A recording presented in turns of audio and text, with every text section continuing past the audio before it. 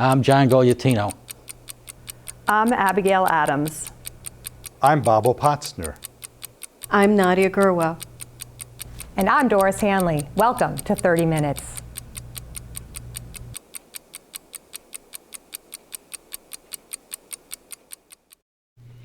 Welcome to 30 Minutes. My name is John Gogliettino. I'm your host. We're going to be talking about the election here in Danbury in this segment. With me is former Mayor Gene Eriquez. He's also a member of the Democratic Town Committee, and we're going to attempt to explain how things went, without further ado, welcome to the show. Thank you, John. Nice to be with you again. Yes, same. Is there anything you could say to summarize? We had the Democrats did well, but they didn't win the mayor's job. They won zoning and Board of Education, and they picked up 3 seats in the. What are your preliminary thoughts? And we can go over some of the things that happened. Sure. And just talk in general. Well, first, John, it's a little disheartening when you have approximately 41,000 registered voters in the city of Danbury, and just about 40% of them decide to vote. Obviously, it's a great right that we have within this democracy, and here in the United States of America is the right to vote, and you would hope that people would be concerned about what transpires in their community and therefore come out and vote for the people that they want to represent them. Nonetheless, the percentage of the voters that did vote was higher than 2 years ago. The outcome afforded the Democrats the majority on the Board of Education, as you had indicated, and we can speak about why I think that probably occurred. We also took the majority of the zoning commission. We did gain 3 seats on the city council. So now that there's 21 members of the city council, as you know, and so the Republicans hold 11 seats as the majority, and the Democrats hold 10 seats as the minority party. So that will make for an interesting legislative session during the course of the next 2 years. We could touch on it right now. What's the biggest difference between 14-7 and 11-10? Well, it takes 2/3 of the council, 21 members, 2/3 being 14, to be able to make changes to the budget presented by the mayor, as an example. So without having that supermajority or that veto-proof majority, if you would like to use that phrase, now it's 11-10. So they have to debate things. That's right. There will be more discussion, which is healthy. There will be likely alliances made to be able to determine the direction we ought to go. So great compromise needs to occur in order to get legislation passed, get the budget passed, and so on. Unless the Republicans are able to hold tight with their 11 each and every vote. But that's where the give and take needs to occur. They could stonewall, but on the other hand, you might be able to get 4 people to say, yeah, let's spend more on education, going the other way. Yeah, well, it's a big issue with us that we're the 169th town in spending, and I think that made a big difference in the Board of Education. But then you need the votes in the council, and we're probably 4 votes away from doing something there also. Well, as the way the charter of the city of Danbury, which is like the Constitution, if you will, for our city, dictates, it's the city council that adopts the budget, that adopts the education share of the budget, which is the majority share within any municipal budget. And certainly here within the city of Danbury, that's the case. But as a city, the percentage that goes to education is less overall within the budget versus some other smaller towns which do not have large police departments or any career fire departments, as an example. and the wealth of services that we have within the city government here. So obviously the percentage overall that education receives in Danbury versus some of the smaller towns would be less, but still it is the majority of the budget that is devoted to education. It's the greatest investment that we make with our hard-earned tax dollars, and that's in the education of our children. And it's important. And it's also important for property values too. Well, that's correct. Let me just explain that, one of the reasons I think that the Democrats were successful in securing the majority on the Board of Education was because Danbury, out of 169 cities and towns in the entire state of Connecticut, is last. We are 169th in terms of funding education, in terms of per pupil expenditures. So that's not a very good marker to have for the city of Danbury. This is a city with capacity, and we should be doing more to be able to address the underfunding that's occurring within the school system, the overcrowding that's occurring within the school system, and the needs for our facilities. There needs to be an overall look as to where we're going to go over the next couple of years to determine how we're going to effectively address this. And the number one advocates for what's spent in education is the Board of Education. Well, the Board of Education, and the point I'm trying to make is the other people, the previous majority, wasn't advocating strongly enough. Well, the way that works, John, as you know, the superintendent will present a budget early to the Board of Education, early in the year, like in January, February. Right. And then the Board of Education will review that budget, make whatever changes to the superintendent's budget they think are needed, vote on that, and then send that budget to the mayor, which he then receives as the request from the Board of Education for funding for the next fiscal year. And the fiscal year starts July 1. The next fiscal year will start July 1 of 2020. Then the mayor will determine what allocation he will give to the schools within the budget he presents to the city council, and then the city council has to adopt the budget, and they have the opportunity to make the changes. As I said before, prior to this new council coming on board, the Republicans held a 14-7 majority on the city council, and it takes 2/3 to change any line item within the budget that's presented by the mayor. Now the Republicans do not have the 2/3 majority, so they're going to have to. They have to compromise, or it's going to be. They're going to have to work in order to make changes. They're going to have to work together, the Democrats and Republicans, which is the way it should be, in order to make any changes. Otherwise, the mayor's budget, as presented, will pass, will stand. So we'll see what happens. I mean, that's the process, and it's effectively worked in our city historically with the strong mayoral form of government that we have and have had in place for many, many years. It's worked very effectively for the city of Danbury, but again, we can do better than being dead last in the state of Connecticut. When you think of the names of other towns that have financial distress, Danbury doesn't have financial distress as a municipality, as a city government, and yet their funding per pupil for education is higher than the city of Danbury. Now, that wasn't the case when I left office 18 years ago. I can tell you we were well within the top half and not at the bottom half or at the very bottom. At the bottom. And we are at the very bottom. And the impact that it has for those who do not have children in the schools is that when people perceive that schools are either underperforming or underfunded or facilities are in need of repair or need to be revised, then it has an impact on your property values. So for those of us who are invested here in this community, this good city, and have an asset, if the greatest investment that people make in their lives is their home and their property. And so we need to be concerned about what impact in the long term that could have on property values within the city of Danbury, because people will decide whether they're going to move here with children to maintain property values, or they're going to go to surrounding communities where the perception is, or in reality, the schools may seem to be better to be able to fit their families' needs. So, we need to keep Danbury an attractive place to be able to bring people and to have people come and invest, and we need to make our schools. That's part of it.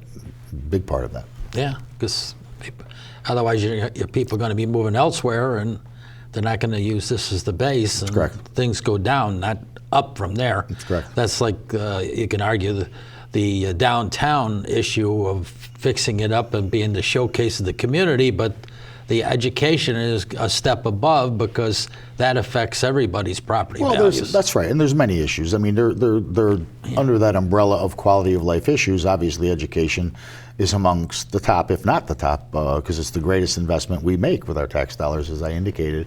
But there's obviously the downtown, the condition of that. It's the heart of our city. It's the core of our city. You invest in the core of your city, and it has positive effects like tentacles on an octopus reaching out and improving the surrounding areas and neighborhoods beyond the core. So you need to invest within the core of the city, and that's important. It's the image that you project as a city. It gives people pride, and beyond that, it's a place where people can go to work, live, play, do business, and that's what makes a vibrant and vital downtown. It's a mix of uses, successful mix of uses that work. Obviously, roads and condition of roads is another quality of life issue. Yeah. And we've had difficulty with our roads and traffic here in the city of Danbury It's for some interesting. time now. It's interesting that the incumbent got away with the fact that so many of the roads were in bad shape. Then he's fixing them up with 3 months to go, and there had to be some people think, well, he's out, he's trying. Perhaps, you know, and again, you know, there's a lot of different factors, as we know, that drive people to vote and drive people to vote a certain way. And so, Well, smooth pavement makes it a little easier to go drive there. yeah, and so, you know, roads were getting paved, obviously, close to the election. It's an election year. I mean, when I was in office, we didn't do that way. We had a good paving program each and every year, so that you didn't have a deficit that you had to try to catch up on and then try to load up before the election to make it look like, you know, you're really being attentive to paving roads. So, but nonetheless, there are improvements that are being made to the city, and that's good for all of us in the end. What do you think about the zoning situation there? Do you think it was any particular issue? Because they were trying to put a casino downtown, and that concerned a lot of people. Well, it was OTB. It was off-track betting. It wasn't Yeah. a full-fledged casino. And I'm going to tell you, John, you know, this whole concept or idea has been a red herring in Danbury for a lot of reasons. There was never going to be a casino at the former Union Carbide property, now known as the Reserve, in my view, ever. First, the Scotticoke Indians, who were looking to try to do that or were interested in it, still have not been recognized by the Bureau of Indian Affairs of the federal government. And that's a requirement. That's correct, number one. Two, the state would need to approve the location of a casino, and Danbury's certainly not high on that list. I would assume Bridgeport, you'll probably see that debated during the next state legislative session beginning in 2020 as to whether Bridgeport will be able to get a casino. But how many casinos do you need? I mean, you're going to saturate the You got the east marketplace. end. The east end of the state, and you got them up north now. So, you know, the point is, I never believed that Danbury was ever going to see a casino, and I believe that Danbury never will see a casino. I certainly don't support one being here, but aside from that, there isn't a need for one to be here. So that was a red herring, if you want my view, as to why the zone was changed over in the Reserve, the former Union Carbide property, which was over 500 acres. Obviously, the most valuable... It was supposed to be commercial.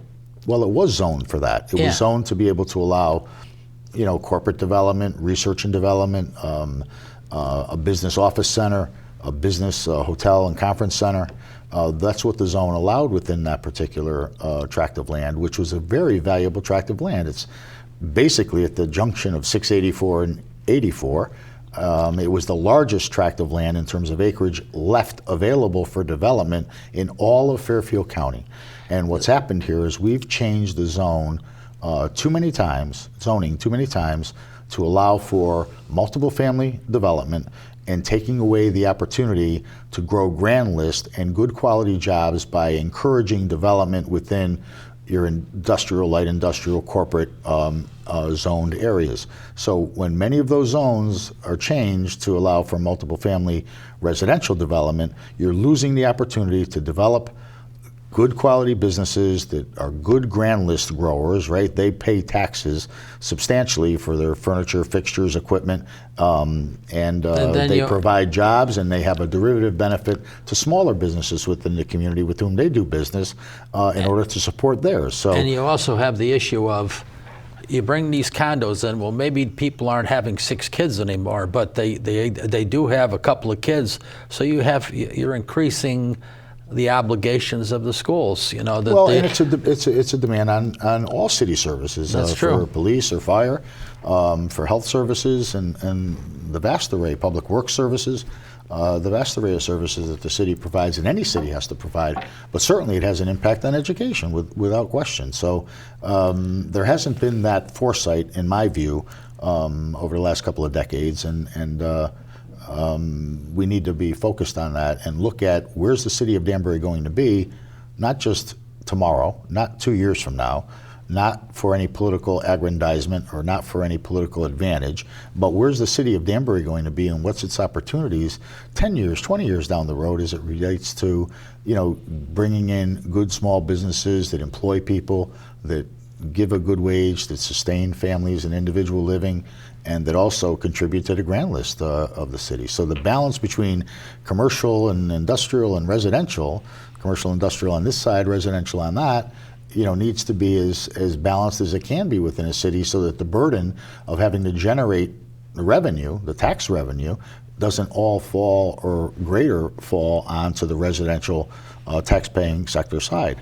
So that's the challenge that I think the city of Danbury faces, primarily because of some decisions that were made as it pertains to rezoning opportunities for growth, which, as I said, bring business, bring jobs, bring grand list growth, balance the impact that it would have otherwise on the residential taxpayer.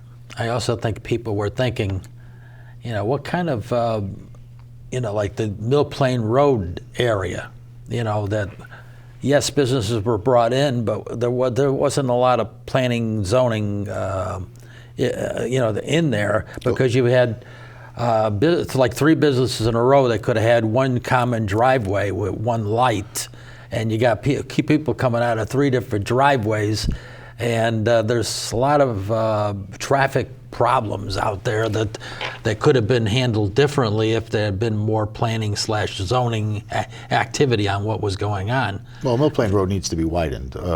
Back when I was in office, which was a while ago. A number of years ago. I'd met with the State Department of Transportation and tried to forward a program, and back then with the Housatonic Valley Council of Elected Officials, which is now a different entity and a much larger entity, including other cities and towns than it did before, had worked with the State Department of Transportation to try to prioritize state road projects that needed improvement. And certainly Mill Plain Road was one of them. There was a plan from Seeger Street on Lake Avenue Extension all the way down to Driftway Road to be able to expand Mill Plain Road to a 4-lane roadway. There's an opportunity to do that. Is it expensive? Sure. Does the state of Connecticut have to make that a priority for a state road that's here within the city of Danbury like they do in other locations in the state? In my view, yes. So that's one of the answers. Nothing has transpired in over 25 years, I can assure you, as it pertains to that particular project. So that project needs to be high, in my view, on the priority list.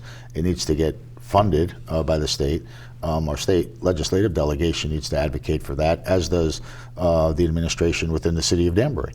And that's going to be an important, I think, improvement that could assist the city of Danbury and its economic development, economic growth in the future. But Danbury's always been a leader, if not the leader, in the state of Connecticut in terms of the generation of sales tax revenue, all of which goes to the state of Connecticut. Between the malls and the other businesses, which Correct. There are many along Mill Plain Road to probably come close. And Danbury has a lot of restaurants, retail, service-oriented industries, and that's all good. But you need to have, manufacturing, light manufacturing, research and development, corporate opportunities for a community to be able to sustain itself with some balance.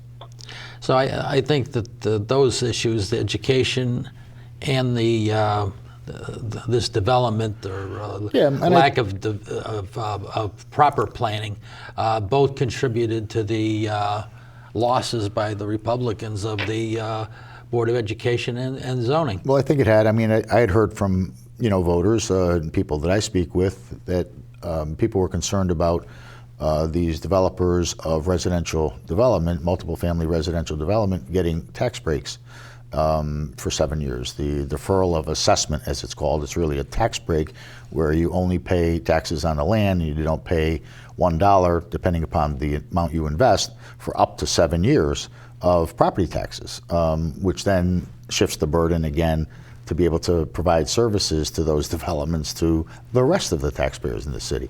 That statute, in my view, from the state, was the spirit and the intent of that was to provide tax deferrals to businesses that were going to locate here, expand here, grow jobs, and keep them for 10 years. That made sense, right? That made sense, because when I was in office, we did provide those assistance to Sendant Mobility, which later became Cardis, to GE Capital, in order to keep those businesses in Danbury. They employed significant numbers of people and paid good wages, which was important to retain within the city of Danbury. That made sense. I don't believe the spirit and the intent of that statute was ever affording residential developers a tax break so you can build, condominiums or apartments, and the developer gets the benefit of not having to pay taxes for 7 years. And meanwhile, I doubt that the rental, looking and knowing what some of the rental costs are for apartments in Danbury today, are any less because the developer's getting the tax break. The developer's doing very well as a result, which in my view is and meanwhile not the way to go. residential people, I guess enough of those deals cause people to say, hey, let's make a change there. Well, I think it was that. I think that was a factor. I think there's the fact that people believe that there has been not proper planning and there's been overdevelopment, too many changes in zones and different locations that allowed for multiple family development where they wouldn't otherwise have been allowed. So I think that finally had an impact. What do you think about the council races, particularly at large? There was some surprises. Well, there. as we sit here, John, there's going to be a recount because whenever you're within 20 votes or 0.5% of those who showed up to vote, right, and races are close, when you have 14 people, for example, vying for 7 at-large seats, and actually there were 15 people vying for at-large seats on the city council this year. You only can elect 7 at-large at the most. So, it becomes very close at the end of the day when you have an election that was basically as close as this one. It wasn't, at the top of the ticket, the mayor's race was about a 1,300 plus vote and that's the differential. That's the first time in years the mayor would average around 11,005 to 12,000, and he ended up with 9,000. And so correspondingly, all the races below became closer with the activity of the Democratic candidate that made it closer. That's right. In the city of Danbury, there's approximately 5,300 more registered Democrats than there are registered Republicans. However, there's about 19,000 registered voters who are unaffiliated with either party. And so, yes, you're exactly right. In a competitive race, you're going to have very close races at the under ticket. Remember, the Democrats had 43 candidates on the ballot, from mayor to constable. So did the Republicans. They had a few more because they ran a few other people for Board of Education positions. But the bottom line is that's a big ballot, and a lot of what happens at the top of the ticket, at the very top of the ticket, dictates what happens to the rest of the ticket. Yeah. Now, were there any particular surprises in those races, or it was just a matter of a little bit of nothing you would call a surprise? No, look, John, because there was the competition between this guy has the store and this guy's retired. The guy with the store maybe is a little more popular than the guy that's retired that's not as active. There's no secret to winning elections. It's first having the right message that resonates with the majority of the voters. It's hard work. It's a little bit of luck and a little bit of good timing, but hard work and a good strategy and good tactical approach on delivering a campaign is essential to victory. So again, we've had an incumbent in office for 18 years, and Danbury is the land of steady habits like the rest of the state of Connecticut and much of New England. So it's difficult to run against an incumbent. I know, I was an incumbent. It was difficult for the challengers who ran against me. So there is an advantage to an incumbent. Nonetheless, the Democrats did incrementally do better. But for a city that has the majority of registered voters that are affiliated with a party, being Democrats, obviously there's work that needs to be done by the Democrats within the unaffiliated voter ranks. Still, if the mayor dropped in total, that's showing that there was some listening to the well, message. the longer you're there, Yeah. The more that you're carrying Yeah. on your shoulders. So people are going to like more things that you do, and they're going to dislike more things that you do. So sooner or later, it catches up to you. It catches up to you at some point in time. Any particular thoughts about it? Do you think we should have more women on the council? Because that's another thing that struck me, is that we don't really have as many women participating in this, particularly the city council. Well, you can't force people to run for office. I mean, it's quite a sacrifice, as you know. These are volunteers, and they put themselves out in the public arena, and congratulations to everyone who was victorious, Democrat or Republican, that won on election day. And thank you for entering the arena. You have something to offer, something to say. You're there to make good decisions that you believe are best for the city of Danbury, for our children in our schools, for our seniors, for our veterans, for everyone who's invested here, our businesses, and certainly our residents. And the most important component to maintaining a good, strong city is your middle-income residential tax base. Never forget that. That's the most important. So keeping our roads maintained, our quality of life issues addressed effectively, keeping our city safe, well protected, are very important matters that only keep a city strong. We've seen other cities within our own state, only slightly larger than us, that have had some real difficulty in being able to maintain their financial strength, maintain the stability as a municipality, and the good ratings that we've been able to sustain through the years, through decades now, because of whether it was Democrat or Republican leadership. The city of Danbury has been pretty strong in terms of maintaining its position as a place where our finances are well managed, our bond ratings are always good, and we do good things. But things like the impact on our schools and the condition of our schools right now are going to have an impact. Thanks for coming on the show. They're Thanks, waving John. to us. All It right. says goodbye, and I want to thank the viewers for tuning in, and we'll see you next week. Thank you.